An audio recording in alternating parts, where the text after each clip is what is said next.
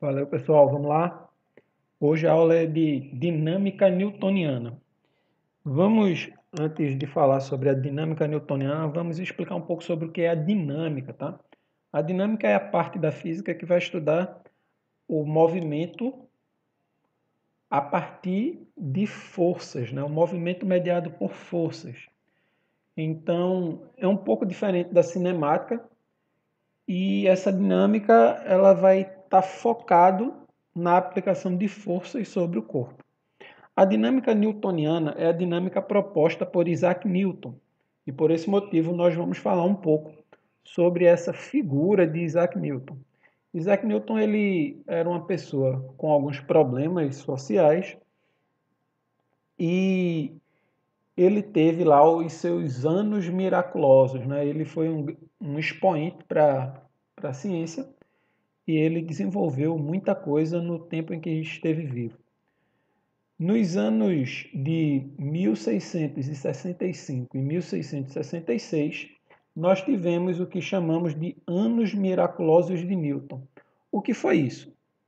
Em 1665, Newton deixa Londres, indo para sua fazenda em Woolshaw, fugindo da peste bubônica. Ele vai ficar em afastamento lá na sua fazenda, e nesse período onde ele estava recluso, onde ele estava afastado da sociedade, para não se contaminar com a peste, ele desenvolve alguns conceitos muito importantes para a ciência até hoje. Na verdade, esses anos aí foram os anos que geraram a ciência contemporânea, né? A ciência moderna e contemporânea. Nesses anos aí, entre 1665 e 1666, Newton desenvolveu o cálculo diferencial integral, o teorema binomial de Newton, que são grandes expoentes da matemática, tanto o cálculo quanto o teorema binomial. Ele desenvolveu duas leis da ótica, que é a lei da refração e a lei da reflexão newtoniana, a lei da gravitação universal e as leis da dinâmica newtoniana, que são as leis que nós vamos falar hoje, as três leis da dinâmica newtoniana. Alguns historiadores da ciência dizem que essas descobertas não foram exatamente neste ano, mas o consenso geral, né, a tradição científica, dizem que foi nesses anos aí de 1665 e 1666 em que ele desenvolveu essas teorias, apesar de algumas contradições claras nessa hipótese aí. Mas a gente vai deixar essa história de não ter sido nesses anos miraculosos para um outro momento. Bem, a primeira lei de Newton nós conhecemos como lei da inércia. Ela é muito famosa, muito conhecida como lei da inércia. E o que ela diz? A lei da inércia vai dizer que um corpo em repouso ou em movimento retilíneo uniforme permanecerá em repouso ou em movimento retilíneo uniforme. O que é que isso quer dizer? Um corpo em um determinado estado de movimento, seja ele parado ou em movimento uniforme, ele só vai mudar ou a trajetória ou a velocidade se uma força atuar sobre ele. Enquanto nenhuma força atuar sobre ele, ele vai permanecer na mesma trajetória. Isso é importante por um motivo. Se um corpo está em movimento e ele para, significa que uma força atuou sobre ele. Isso é revolucionário, tá? Isso mudou a dinâmica que se tinha até então. Antes de Newton propor a lei da inércia, já tinham algumas ideias de inércia, mas não era dominante no cenário científico. As ideias dominantes no cenário científico constavam de que se não houvesse força, não havia movimento. E para Newton, a lei da inércia diz que existe a possibilidade de haver movimento sem haver força. Mas Para isso, teria que não haver forças resistivas. E esse conceito aí ele passa a ser revolucionário e ganha um poder explicativo que nenhuma das leis até então tinha. Essa lei da inércia tem uma relação direta com a lei da conservação do momento linear, que nós vamos falar em breve, no futuro aí, a gente deve estar falando sobre a lei do momento linear. Mas a lei da conservação do momento linear, ela tem uma ligação direta com a lei da inércia. Segundo a lei da conservação do momento linear, um corpo permanece com uma quantidade de momento linear constante se não houver forças sobre ele. Então, é praticamente a mesma lei.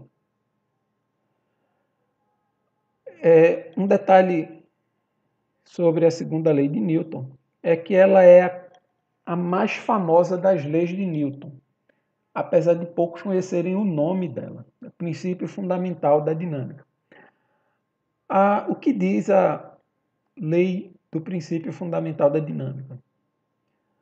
A força resultante sobre um corpo é igual à taxa de variação do momento linear do corpo.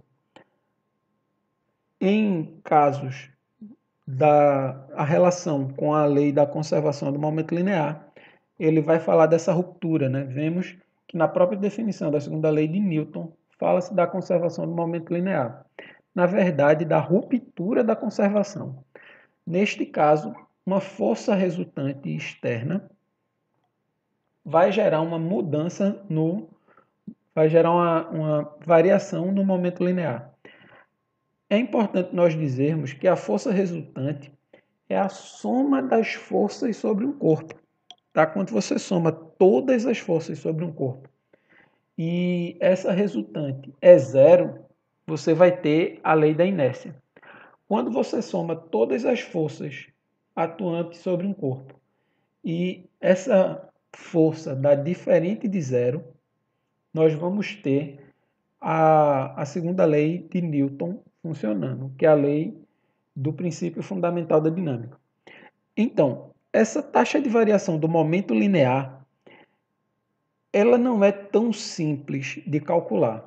Porém, nós vamos focar em uma situação mais prática, onde a massa do corpo não varia.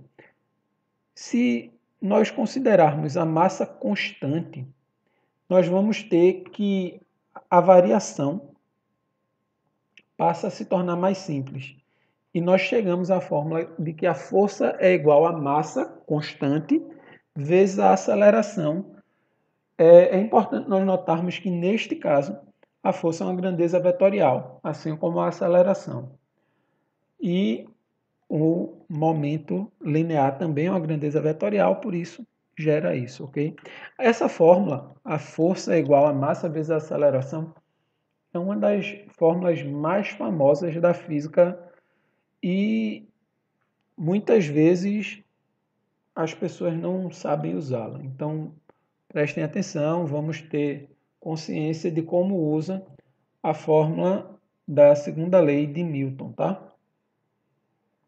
A terceira lei de Newton é a lei da ação e reação. Também é uma lei muito famosa, mas que poucos sabem o que ela diz de fato.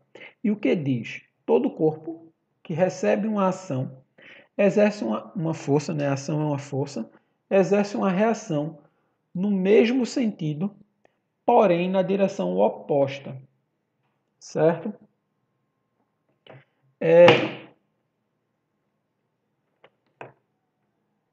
É importante nós lembrarmos que as forças são em corpos diferentes. O corpo que exerce uma ação, ele vai receber uma reação. O corpo que exerce uma reação recebe uma ação e vice-versa. A relação entre a conservação do momento linear é uma relação um pouco mais indireta. Neste caso, o caso da terceira lei de Newton, nós temos que ela vai ter uma relação com a conservação para um sistema de corpos. Na primeira e na segunda lei, nós estávamos falando sobre corpos isolados, e nessa terceira lei, nós vamos falar sobre um sistema de corpos. A lei da conservação do momento linear para um sistema de corpos vai dizer que o momento linear do centro de massa de um sistema de corpos permanece constante. Dessa forma, a lei da ação e reação vai tratar das forças internas desse sistema que não alteram o momento linear do sistema como um todo. Mas isso aí a gente vai tratar melhor em um momento futuro. Como é que fica a fórmula, né, para um sistema de dois corpos? No caso, a força que A exerce é igual à força a menos a força que B exerce. Então, esse menos aí é simplesmente para indicar a direção oposta.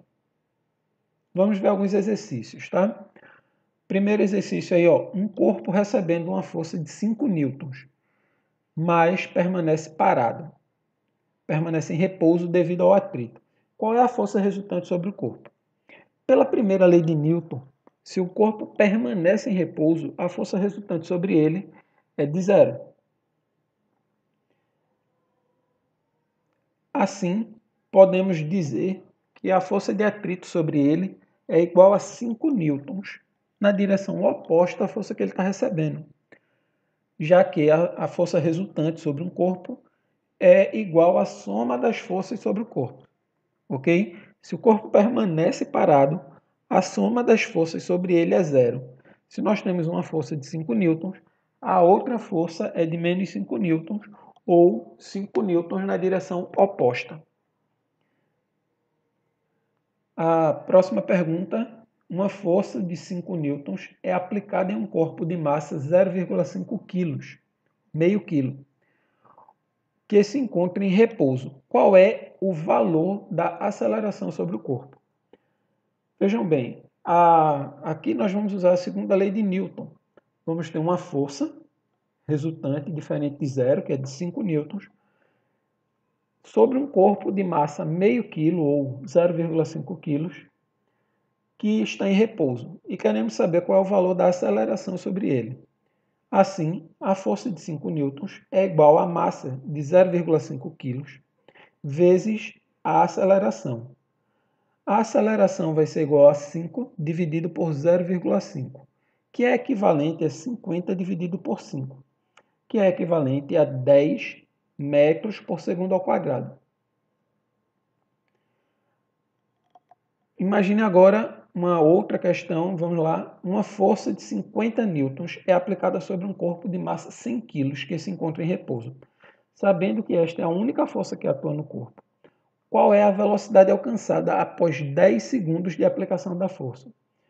Notem, nós vamos ter que usar aqui duas etapas. Primeiro, nós vamos ter que encontrar a velocidade e encontrar a aceleração, e depois nós vamos ter que encontrar a velocidade. Para a gente encontrar a aceleração, nós vamos ter que usar a segunda lei de Newton. Vamos ter que uma força de 50 newtons em um corpo de 100 kg vai gerar uma aceleração de 0,5 metros por segundo ao quadrado. Pegando essa aceleração e jogando na fórmula do movimento uniformemente variado, nós vamos ter que a velocidade final é igual a zero, que encontra-se inicialmente em repouso, mais a aceleração, 0,5, vezes o tempo, 10. Assim, a velocidade vai ser de 5 metros por segundo. A próxima questão, um corpo A exerce de 5 kg, desacelera a uma taxa de 0,5 metros por segundo ao quadrado, quando colide com o corpo B. Qual é a força aplicada sobre o corpo A? O corpo B vai aplicar uma força sobre o corpo A que desacelera o corpo A nessa taxa. Esta força vai ser de 5, que é a massa do corpo, vezes 5, que é a aceleração produzida no corpo.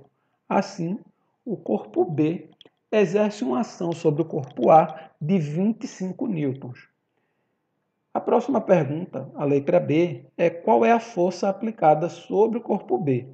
Se o corpo B aplica uma força de 25 newtons no corpo A, o corpo A aplicará uma reação no corpo B de 25 newtons no sentido contrário. Assim, a força em B é de menos 25 newtons. Ok? Valeu, pessoal. Até mais.